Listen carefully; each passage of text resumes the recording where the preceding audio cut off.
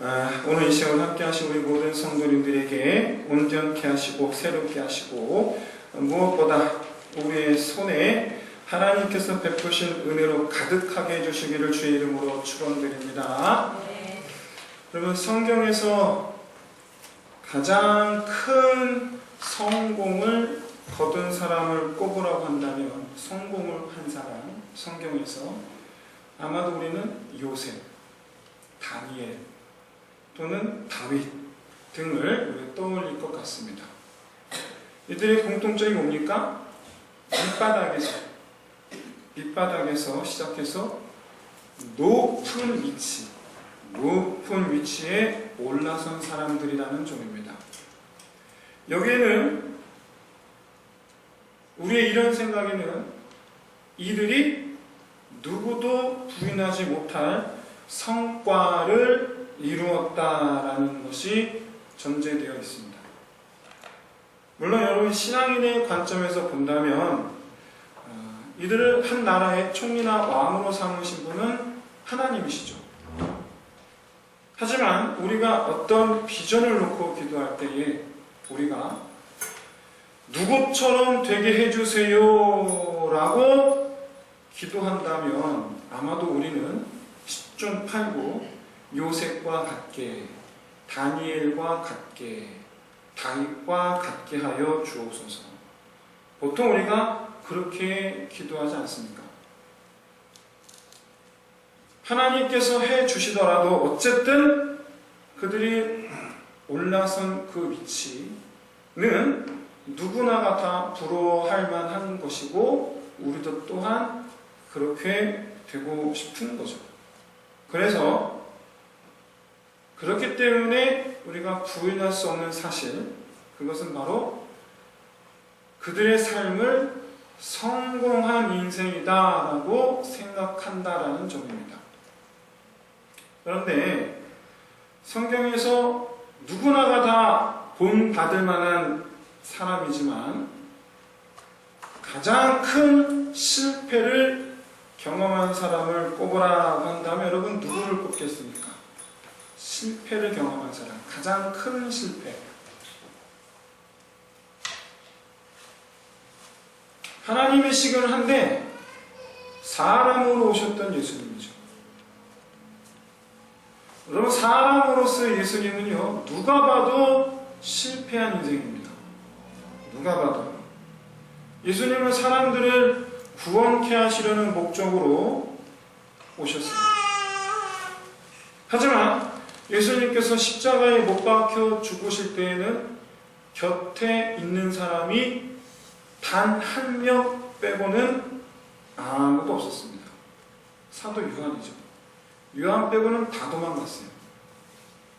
심지어 제자들 중에 리더의 자리를 맡겼던 사람은 딴 데 가서 난 예수 몰라요 라고 부인까지, 발뺌까지 합니다.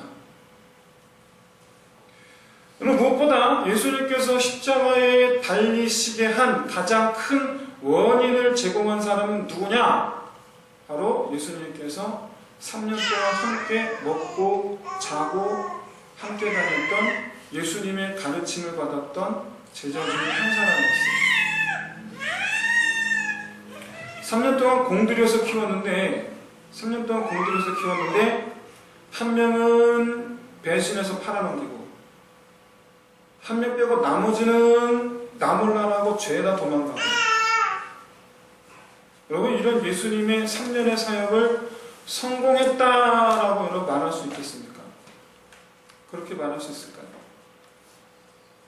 물론 결과적으로 이 세상에 셀 수도 없이 많은 그리스도인들을 볼 때에 예수님의 사역은 성경에 나와 있는 모든 사람들 가운데 가장 큰 성공을 하신 것이 틀림이 없습니다만은, 그렇긴 합니다만은, 그건 예수님께서 부활하셔서 제자들을 만나신 이후에야 이루어진 일이지, 3년 동안의 사역 그 자체로 놓고 봤을 때에는 예수님께서 죽으시기까지의 모습은 분명 예수님은 실패자의 모습이에요.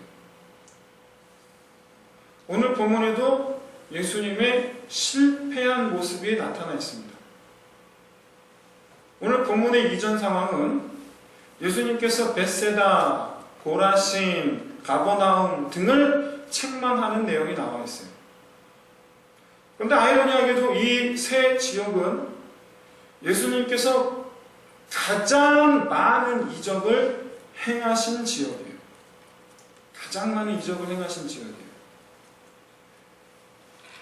백부장의 종이 고침을 받았고 중풍병 걸린 사람의 친구들이 지붕까지 뚫는 그런 극성을 부리면서까지 쫓아와서 예수님께 고침을 받았고 야이로의 죽은 딸을 살리셨어요. 12해 동안 혈루증 앓았던 그 누구도 고치지 못했던 그 여인을 고쳐주셨어요. 특히 오병이어 기적을 일으키셨어요.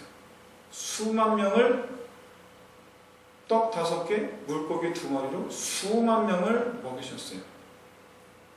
이 외에도 우리가 다 기억 못할 그런 이적들을 행하셨어요. 그래서 이 지역의 사람들은요, 예수님만 나타났다 하면 어디선가 나타나서 구름대같이 예수님 뒤를 쫓아다녔어요. 하지만 그러나 정작 예수님께서 가장 바라셨던 회개의 역사는 나타나지 않은 지역이에요. 한마디로 말해서 여러분 따라해 보십시오. 먹고 땡. 먹고 땡. 예수님 사역의 결과는 빈손이었어요. 빈손이었어요. 우리가 바라는 건 은혜입니다마는, 우리가 하나님께 바라는 건 은혜입니다마는, 하나님께서 우리에게 원하시는 건 회개입니다. 회개가 뭐냐? 대부분 죄의 고백으로 알고 있는데, 죄의 근본적인 의미는 하나님께 돌아오는 것을 말합니다. 죄 고백은 포함이 되는 거예요. 죄 고백이 다가 아니에요. 회개는. 회개는 돌아서다랍니다. 돌아서다. turn back. 돌아서다예요. 그게 회개예요.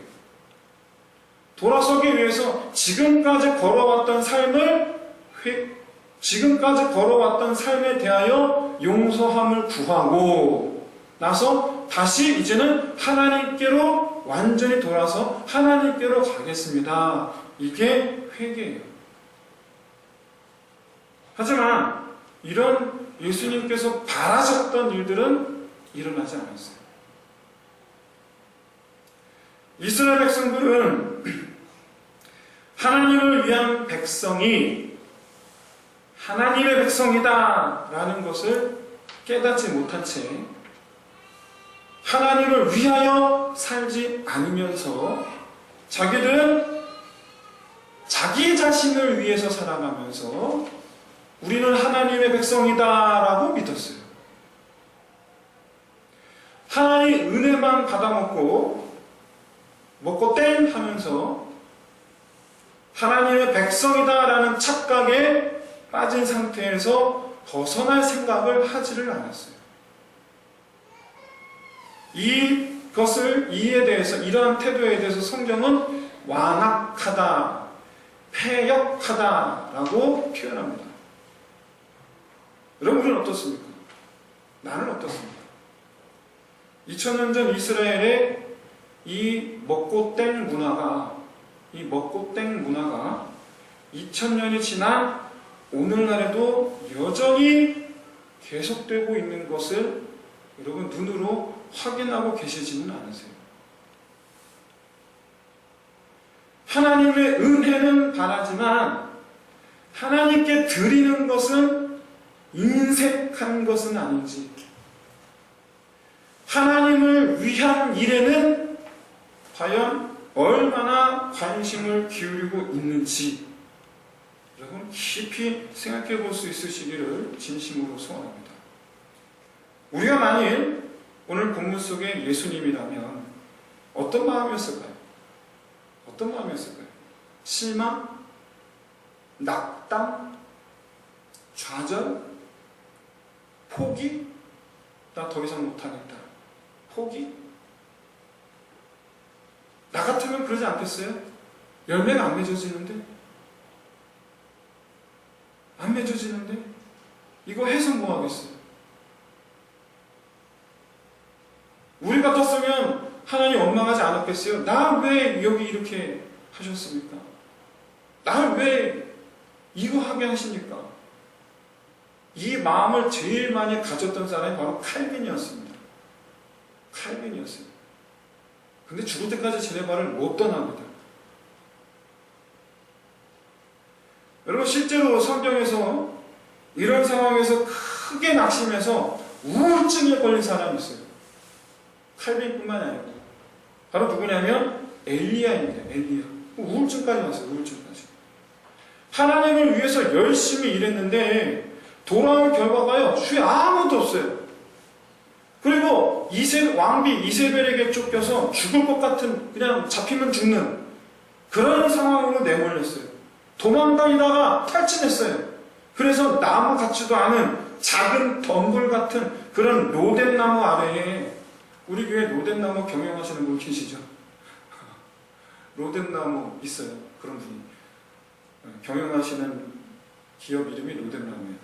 이 로뎀나무가 나무 같지 않은 나무예요. 덤불 같은 나무예요. 근데 그 나무 아래에 털썩 주저앉아서 나 이제 좀 그만 좀 쉬고 싶다. 차라리 죽게 해달라고, 나 좀 데려가 달라고, 그렇게 하나님께 간구 아닌 간구를 합니다. 그 심정 아시죠? 나 이제 그만 살래요. 나 이제 그만 살래요. 나 이제 그만 좀 데려가세요. 아무리 지금까지 노력해봐야 변하지 않는 거에 대한 이 회의감, 박탈감, 그러니까 포기하는 거예요. 그런데 오늘 본문의 예수님은 하나도 변하지 않는 이 사람들의 모습에 실망하시고 그들을 책망하실지언정, 하나님으로서의 책망이에요. 하나님으로서의 책망. 책망하실지언정 정작 하나님께는 감사하고 있습니다. 예수님께서 하나님께 감사한 것은 왜 감사했느냐? 아버지의 뜻이 옳으십니다. 아버지의 뜻대로 이루어지고 있는 것에 대한 감사예요. 그럼 여러분, 아버지의 뜻이 뭐예요? 계속해서 그 아버지의 뜻이 무엇인지를 알려주고 있는데 바로 뭐냐면 29절 30절에서 말씀하고 있는 수고하고 무거운 짐진 자들아 다 내게 와서 쉬라. 그리고 와서 내 멍에는 가볍다. 내 멍에. 여기 힌트가 있죠. 이 멍에가 뭘 말합니까? 내 멍에. 예수님의 멍에. 이 멍에가 뭐예요? 십자가죠. 십자가예요. 말하자면 지금 예수님께서 오늘 본문에서 말씀하시는 아버지의 뜻은 예수님 자기 자신의 죽음이에요. 자기 자신의 죽음. 오늘 본문 말씀을 간단하게 요약해서 말씀드리면 이렇습니다. 예수님의 고백이에요. 간단하게 요약하면 이래요. 비록 내가 바라는 회개의 역사는 일어나지 않았지만 그럼에도 불구하고 감사함은 하나님께서 나를 십자가에 매달심으로 내가 사역한 곳에서 가장 약한 자들을 구원하게 하심이니이다. 오늘 본문을 요약하면 이거예요. 그럼에도 불구하고 감사함. 나를 십자가에 매다심으로 약한 자들을 구원하십니다. 비록 지혜 있다 하는 이들과 힘 있다 하는 이들은 예수님 말씀에 전혀 귀를 기울이지 않았지만 하나님과의 관계 회복을 간절히 바라는 이들이 있었습니다. 그런 이들은요, 누구냐면 오히려 하나님 앞에 자신이 죄인이라는 것을 뼈저리게 느끼고 있는 이스라엘 사회에서 죄인 취급받는 그런 사람들이라는 거예요. 그들은 이스라엘 사회의 음지에서 어두운 곳에서 외롭게 웅크리고 있었던 창녀들이었습니다. 사람들로부터 차갑게 외면받는 세리들이었습니다. 이스라엘 백성들이 더럽다라고 가까이 하지 않으는 그들. 그리고 자기들만 하나님의 백성이라고 주장하는 이 유대인들 때문에 하나님께로 나아가는 길이 가로막혀 있었지만 그래도 하나님의 은혜를 바라는 사마리아 사람들, 그 외 이방인들이었습니다. 그들이 바로 예수님이 말씀하시는 어린아이들이에요. 그들이. 물론 이스라엘 사람들 가운데에는 경건한 사람들도 있었습니다. 하지만 극히 소수였어요. 니고데모 같은 사람. 극히 소수였어요. 이스라엘 백성들 대부분은 하나님의 백성이라고 스스로 자부하면서도 하나님의 손을 거절합니다. 이들이 바로 예수님께서 말씀하시는 스스로 지혜롭다, 슬기롭다 말하는 사람들이에요. 만유의 주제이신 하나님은 우리 하나님이시다. 그 하나님을 아는 지혜는 우리에게만 있다. 라고 생각하는 사람들. 이들은 하나님께서 베푸시는 은혜를 소망하지만, 은혜를 바라지만, 하나님께 회개하며 나아오는 거부한 사람들입니다. 심지어 자기를 살려준 이 예수님이 십자가에 못 박힐 때에 전부 다 나물나라 합니다. 전부 다 나물나라예요. 제가 여러분들에게 질문 하나 드릴게요. 예수님께 고침받은 수많은 이 사람들, 유대인들, 이 이스라엘 백성들 지금 어디 있을까요? 은혜 입었거든요. 고침 받았거든요. 은혜 받았거든요. 근데 지금 어디 있을까요? 지금 이 시간.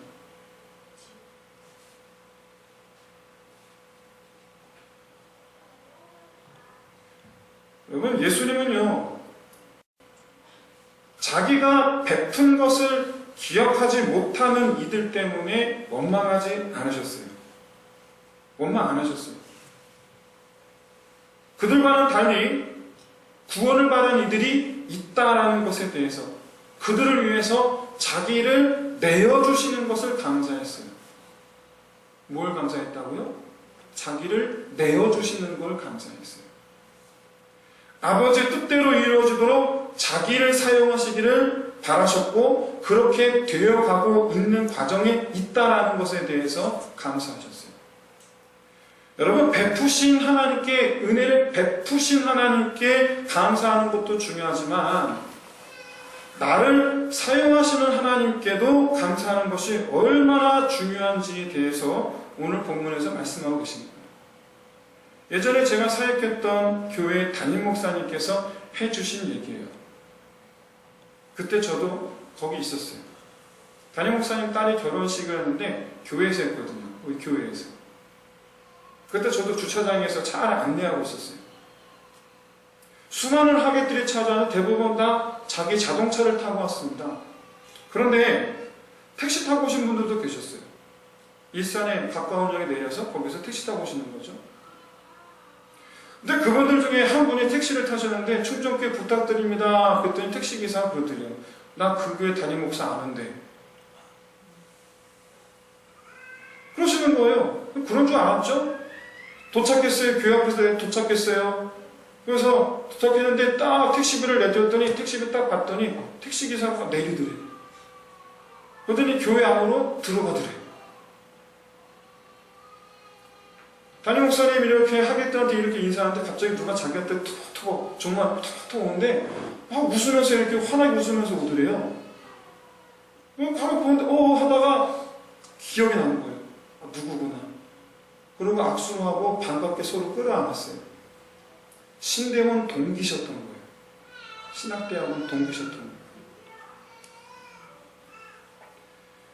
이후에 뭐 사람들 많으니까 그러면서 택시기사분이 담임 목사님께 축의금을 드리고 이렇게 택시기사분 축의금을 내고 딸 결혼 축하한다고 그러고 다시 나가서 택시 타고 가셨어요. 끌고 가셨어요. 이후로 전화로 어떻게 전화번호를 알아서 전화로 안부를 물었는데 목사님께서 물어봤대요. 아니 누구누구 목사 근데 분명히 당신 목사하고 있는 거 알고 있는데 왜 택시를 기사를 해? 그랬더니 그분이 그렇게 됐어? 어쩌다 보니 그렇게 됐어? 수개월이 지납니다. 수개월이 지나서 담임 목사님께서 그 기사분, 목사님이시죠? 목사님에게 담임 목사 청빙을 구하는 교회를 소개를 시켜주셨어요. 그래서 그분이 그 교회 가서 설교를 하셨고 그분이 청빙이 되셨어요. 그분이 되셨어요. 청빙이 되신 바로 그날 저는 못 받고 담임 목사님 갔다 오셔서 해주신 얘기인데 그분이 펑펑 울면서 이렇게 얘기하시더래요. 나를 다시 사용하신 하나님 감사합니다. 나를 다시 사용하시는 하나님. 사랑하는 성도 여러분 쓰임받는다라는 것이 얼마나 소중하고 감사한 일이신지를 여러분 깨달으시기를 진심으로 소원합니다. 아무것도 아닌 것 같지만 불임이거나 불의의 사고로 자녀를 잃은 분들에게는 자녀를 키우는 것 그 자체가 감사한 일이에요. 심지어 다 키운 자녀를 둔 엄마는요, 이제 다 아이를 낳은 세대를 바라보면서 후회합니다. 내가 왜 저때 내 아이를 그렇게 했던가. 후회합니다. 내가 왜 우리 아이에게 그렇게 얼마나 내가 잘못했던가. 단지 여러분 일을 하고 못하고에 대한 얘기가 아니에요. 한때는 하나님에 대한 뜨거움이 있어서 주를 위하여 내가 무엇이든 하겠나이다 하던 때가 있었어요. 그렇게 나 자신을 하나님께 드렸고 하나님은 그런 나를 사용하셨어요. 이것이 오늘 예수님께서 하나님께 감사를 드린 이유예요. 열매 없어도 나를 사용하시는. 물론 여러분 백수였다가 직장 생기면 감사하죠. 불임인 줄 아이 낳았는데 아이 갖게 되면 감사하죠. 하지만 이 감사는요, 받은 은혜에 대한 감사입니다. 받은 은혜에 대한 감사. 저는 지금 받은 은혜에 대한 감사가 아니라 나를 사용하심에 대한 감사에 대해서 말씀드리고 있는 거예요. 나를 사용하심에 대한 감사. 하나님께서 나를 사용하는 것이 감사하게 되는 이유가 바로 뭐냐? 나를 드림이 있었어야 했어요. 나를 드림이 있어야 돼요. 하나님께 자기 자신을 드린 사람은요, 직장이 생겨서 감사한 것이 아니고 그 직장을 통하여 나를 사용하여 주셔서 감사한 거예요. 저는 이거를 사명감으로 인한 감사다라고 말씀드리고 싶어요. 사명감으로 인한 감사다. 제가 예전에 사역했던 교회에서 공무원이신 분이셨는데 동사무소에 일하시는 분이 계셨어요. 동사무소 직원들 아시죠? 맨날 똑같은 일 반복합니다. 한 달 지나고 두 달 지나고 석 달이 지나잖아요. 그 다음부터는요 지겨워지기 시작합니다. 지겨워지기 시작해요. 사람 상대하는 게 지겨워지기 시작합니다. 그래서 내가 이 일을 괜히 택했나, 하나님께서 내게 주신 비전이 아닌가 고민을 하는 거예요. 그래서 제가 뭐라고 하는지 아세요? 자매였는데 그 자매에게 제가 이렇게 얘기했어요. 사람 대하는 직업들 가운데에서 사람을 전문으로 대하는 직업들 가운데에서 가장 대표적인 사람이 누구인 것 같습니까? 목사님이요. 그런데 제가 자매처럼 사람 만나는 걸 지겨워하면 어떻게 될까요? 목사님처럼 그 자리에 앉아 계십시오. 목사처럼 일하십시오. 목사처럼. 예수님은 하나님을 위하여 자기 자신을 드렸어요.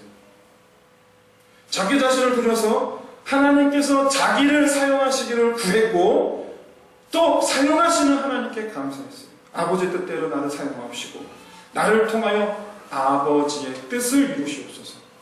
아버지의 뜻을 이루시옵소서. 이것이 자기 자신을 드린 사람, 하나님으로부터 사명받은 사람의 감사인 거예요. 유럽에 어느 교회에서 추수감사절을 맞아서 예배를 드리는데 목사님 설교가 끝나고 감사 예물을 드리는 시간이 됐습니다. 우리 교회는 헌금 바구니 안 돌리시나? 헌금 바구니를 이렇게 돌렸습니다. 헌금 바구니를 돌리는데 한 소년이 바구니가 돌고 돌아 자기 손에 딱 오니까 바구니를 갑자기 바닥에 탁 내놓더니 그 안에 자기가 이렇게 들어가 있는 거예요. 모든 사람들이 이렇게 이상하게 생각하는데 목사님 물었어요. 야, 너 거기 왜 들어가니? 그랬더니 그 손이 이렇게 대답합니다. 헌금은 없고 모험이라도 드리고 싶어서 헌금 바구니에 들어갔습니다. 이 소년이 나중에 아프리카의 아버지라 불리는 위대한 선교사 리빙스턴이 됩니다. 리빙스턴은 평생을 아프리카를 끌어안고 살았고요. 아프리카에 자기 자신을 바쳤어요. 그는 아프리카를 사랑했어요. 아프리카에서의 생활, 그 고된 생활, 견디기 힘들어서 괴로워하거나 여기로 보내신 하나님을 원망한 적이 단 한 번도 없었어요. 그는 아프리카 땅에 자기가 아프리카 땅에 묻히기를 소원했어요. 여러분, 하나님께 나를 드리는 사람은 하나님께서 나를 사용하시며 감사를 드립니다. 여기를 보내신 하나님 감사합니다. 받은 것에 감사하는 게 아니고 여기서 나를 사용하시며 감사하는 거예요. 수많은 임명을 구하는 어느 소방관 이렇게 기도했다죠. 유명해요. 인터넷에 바로 나와요. 다 하실 수가 있어요. 어느 소방관의 기도 책도 있잖아요. 제가 부름을 받을 때에는 하나님이시여 아무리 뜨거운 환영 속에서라도 한 생명을 구할 수 있는 힘을 주옵소서. 이런 기도를 하는 소방관이 감사를 하는 때는 언제입니까? 자기 몸을 불길에 내던져서 쏟아져 내리는 불기둥을 몸으로 버텨내면서 그렇게 해서 한 생명을 구했을 때 감사가 나옵니다. 여러분, 소방관의 품에 안겨 구출된 작은 아이 감사하겠지요. 공포에 질린 채 꼼짝도 못하고 구석에서 이렇게 바들바들 떨던 노인 감사하겠지요. 무너진 기둥에 다리가 껴서 꼼짝도 못하던 성인 남자 감사하겠지요. 구원을 받았으니 감사하겠지요. 그러나 그들을 끌어안고 나오고 그들을 어깨에 메어 나오고 그들을 등에 얹고 나오고 그래서 무사히 그들을 바깥으로 끌어내 나왔을 때에 그 소방관의 감사는 이들의 감사하고 다른 감사죠. 이제 말씀 마치겠습니다. 사랑하는 성도 여러분, 하나님께 우리 자신을 내어드리고 하나님을 위하여 쓰임받기를 구하시기를 진심으로 소원합니다. 추수감사절을 왜 드릴까요? 추수하여 이 곡식 주셔서 감사합니다가 아닙니다. 바로 뭐냐면 추수감사절은 우리에게 이것을 허락하여 주시니 감사합니다 뿐만 아니고 추수하게 하시니 감사합니다. 추수하게 하시니 감사합니다. 하나님께서 주시는 사명에 감사하고 주신 자리를 감사하고 하나님을 위하여 나를 사용하심에 감사하는 저와 여러분 되시기를 진심으로 소원합니다. 더 나아가서 이 시간 내 평생에 주의 뜻을 위하여 나를 사용하여 주옵소서 믿음으로 나아가는 귀한 종들 다 되시기를 주의 이름으로 축원드립니다.